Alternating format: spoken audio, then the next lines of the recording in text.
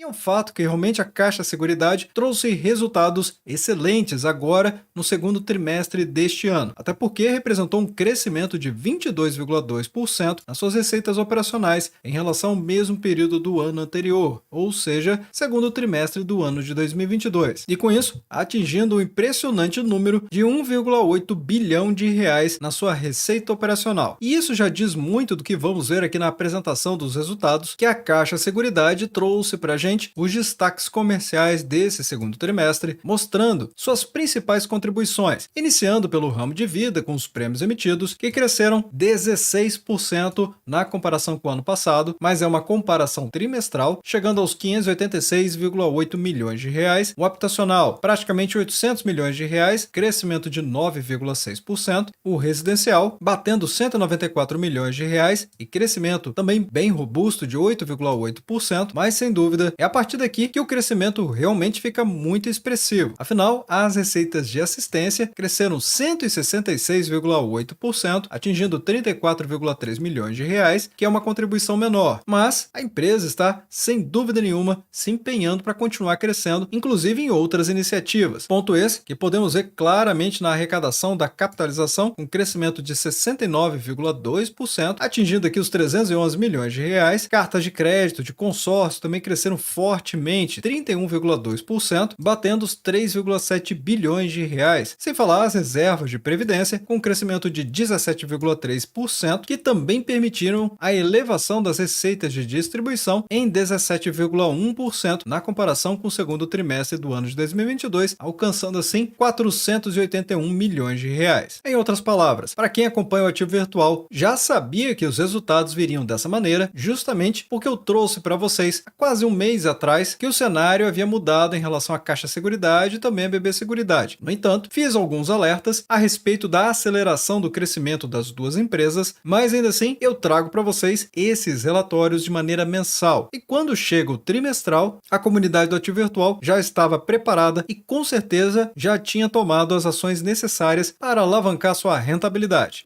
Afinal, se observarmos as ações CXSE3 na periodicidade semanal, o que significa dizer que cada vela dessa aqui, conhecida como candle ou candlestick, representa uma semana inteira de negociações na Bolsa de Valores. E se buscarmos logo o início do mês de abril, ou seja, na semana do dia 3 de abril de 2023, podemos verificar que mesmo com a queda das cotações, nesta semana, as ações CXSE3 já valorizaram quase 26%. E com isso, observando aqui a estratégia da companhia no desempenho financeiro, a receita operacional que bateu 1,08 bilhão de reais, teve esse crescimento de 22,2% na comparação segundo trimestre do ano de 2022 contra o segundo trimestre deste ano. O ponto de atenção, e que eu mencionei no vídeo, era justamente essa comparação com o primeiro trimestre deste ano. Vejam que ficou em estabilidade. Na verdade, houve aqui uma pequena queda de 0,1%. Mas notem, essa queda aqui é como eu chamei. Isso aqui é visto como estabilidade. Então nem a queda e nem crescimento. Já na comparação dos 6 primeiros meses desse ano com o ano passado, o crescimento foi de 36,6%. E assim, apesar do primeiro trimestre ter ficado empatado, por assim dizer, com o segundo trimestre, ainda assim os dois tiveram uma diferença substancial em relação ao ano passado, fazendo com que o lucro líquido recorrente naturalmente chegasse a esse número impressionante de 823 milhões de reais, crescimento de 20,8% na comparação do trimestre ano contra ano e 0,3% na comparação dos dois primeiros trimestres desse ano, ou seja, ligeira alta novamente em relação à comparação trimestral deste ano. Ou seja, mesma situação que tivemos aqui na receita operacional, podemos dizer que isso aqui também é estabilidade. Mas a comparação dos 6 primeiros meses desse ano contra de 2022, o crescimento foi impressionante, 32,7%. E tudo isso acabou contribuindo para vermos aqui esse ROI excepcional de 55,4% anual. E apenas para poder equiparar o conhecimento de todos que estão assistindo esse vídeo e ninguém ficar perdido, o ROI é o Return on Equity, que em português é o retorno sobre o patrimônio. E essa é uma métrica financeira que mede a rentabilidade de uma empresa em relação ao patrimônio líquido dos acionistas. Em termos bem simples, podemos dizer que ele mostra quanto que a empresa é capaz de gerar em lucros com o dinheiro que os acionistas investiram nela. Então, esse aqui é um indicador muito importante para quem investe para o longo prazo ficar observando. Afinal, o seu dinheiro está empenhado na empresa e você quer ver realmente como a empresa que você está investindo está utilizando o dinheiro que você colocou colocou nela, o que também significa que se o ROI for de 10%, por exemplo, a empresa fez um lucro de 10 centavos para cada real investido pelos acionistas. E no caso, a empresa conseguiu mais de 55% anual, vindo desse enorme crescimento aqui desde o segundo trimestre do ano de 2022, em que ela começou com 45,5%, mostrando que ela está sendo muito eficiente, porque obviamente estamos falando do lucro líquido e também do valor investido. Outro ponto importante de destacar é justamente sobre a sinistralidade, que caiu substancialmente em relação ao seu pico que aconteceu no quarto trimestre do ano de 2022 em 28,4%. Mas o ano de 2022, no segundo trimestre, era de 22,5% e agora 20,6%, uma queda muito substancial. E também, no acumulado dos últimos 6 meses, queda de 2 pontos percentuais. Isso aqui é uma queda fortíssima. E, obviamente, quanto menor, melhor, porque o sinistro significa que são os prêmios que a empresa precisa pagar. Já no que ela chama de negócios de acumulação, ela destaca que na Previdência abriu um atendimento especializado para alta renda e também para PJ, ou seja, pessoa jurídica. Mas aqui o resultado não foi positivo. Afinal, os recursos arrecadados teve uma queda de 17,8% na comparação do trimestre deste ano com o do ano passado, mas cresceu 5,1% na comparação dos trimestres deste ano. No entanto, houve uma queda robusta de 18,3% na comparação dos 6 primeiros meses desse ano com os 6 primeiros meses do ano passado. Já na parte de corretagens, houve um crescimento de 17,1% e no acumulado dos 6 primeiros meses, 29,4%. Sendo que esses aqui a empresa chama de negócios de distribuição. Então, de maneira geral, considerando seguros, consórcio, previdência, capitalização e co-corretagem, a empresa conseguiu crescer 17% na comparação do segundo trimestre do ano de 2022, exatamente como mostra nesse gráfico aqui. Além de uma margem operacional que ficou excelente, crescimento de 14,7% na comparação do segundo trimestre do ano de 2022 e também ligeira alta de 1,3% na comparação com o primeiro trimestre deste ano. O crescimento foi muito significativo de 25,1% na comparação semestral.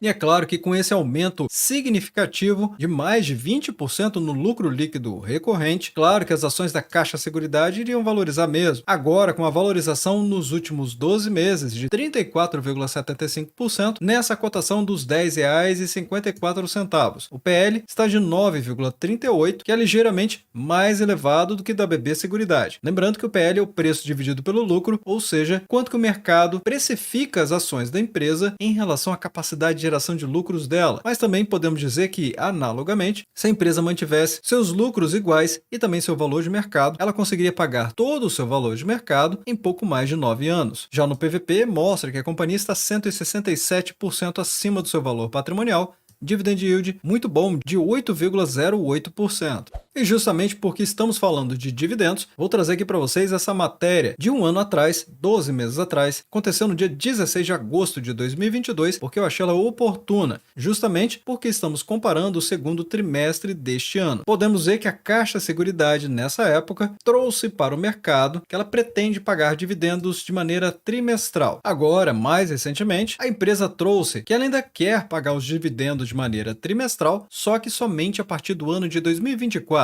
E aqui foi uma apresentação do diretor da holding, ou seja, o senhor Eduardo Costa Oliveira, que explicou que a mudança está sendo ainda estudada e avaliada em diferentes cenários. A expectativa é que o payout se mantenha altíssimo, ou seja, em 90% do lucro líquido ajustado da companhia no longo prazo.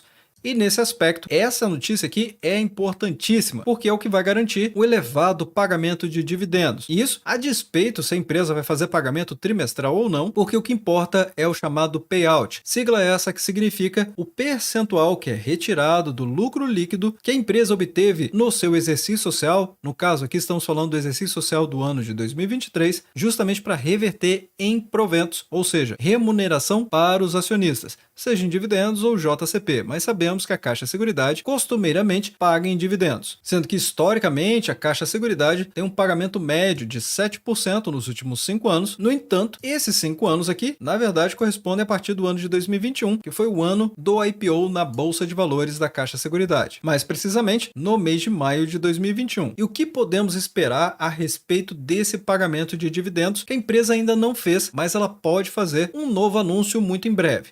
Como a empresa ainda está estudando o pagamento trimestral, não dava para a gente esperar realmente um pagamento de dividendos no mês de julho deste ano. No entanto, estima-se que a empresa deve fazer um novo anúncio entre setembro e outubro deste ano. Ou seja, a empresa vai fazer o anúncio e depois ela faz o pagamento até novembro do ano de 2023. Mas eu vou falar mais sobre isso quando a gente estiver falando sobre as projeções e o preço teto. Para ajudar a nossa comunidade a avaliar se as ações estão caras ou baratas nesse momento, é que eu trago o quadro Caçando Assimetrias Favoráveis para a gente avaliar aqui CXSA3, comparando o preço versus o LPA. Lembrando que o preço são as cotações e o LPA é o lucro por ação. E nesse sentido, temos que tanto o LPA decolou desde o ano de 2022, como também as cotações. Depois do IPO, a empresa caiu fortemente nas suas cotações, mas em breve o mercado começou a ganhar confiança na empresa e entender realmente o negócio dela e quanto ela seria lucrativa. Mas mesmo com toda essa valorização, e lembrando, esse gráfico já está atualizado com o segundo trimestre deste ano, ainda existe uma discrepância a favor do investimento nesse momento, justamente com essa distância entre as cotações e o LPA, mostrando que, segundo esse indicador, as ações ainda estão descontadas no mercado.